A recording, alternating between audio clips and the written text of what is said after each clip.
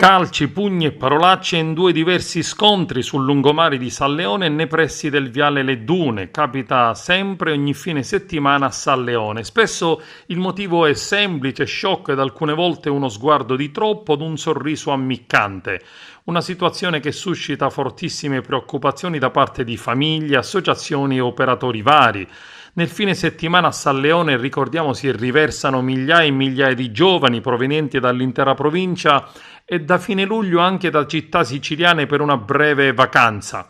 È doveroso riconoscere che, come deciso dal Comitato per l'Ordine e la Sicurezza, numerose pattuglie di forze dell'ordine sono ferme al piazzale Aster fino ad un certo orario della sera e garantiscono la presenza e la sicurezza alle migliaia di giovani.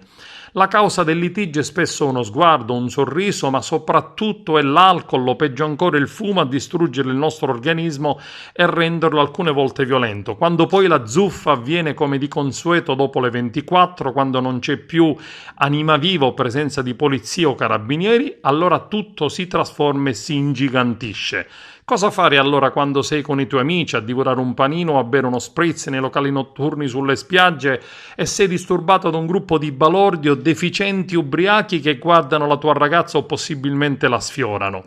Ognuno di noi ha vissuto questi momenti ed ha anche affrontato spesso da solo situazioni simili e quindi dalla mezzanotte in poi c'è l'anarchia, basta farsi un giro in alcune zone ben frequentate dai ragazzi e assistere a sceneggiate e pagliacciate tra i ragazzi presi che con bottiglie di birra, vino, alcol, probabilmente nascoste in auto, scorazzano sui viali e sulle spiagge.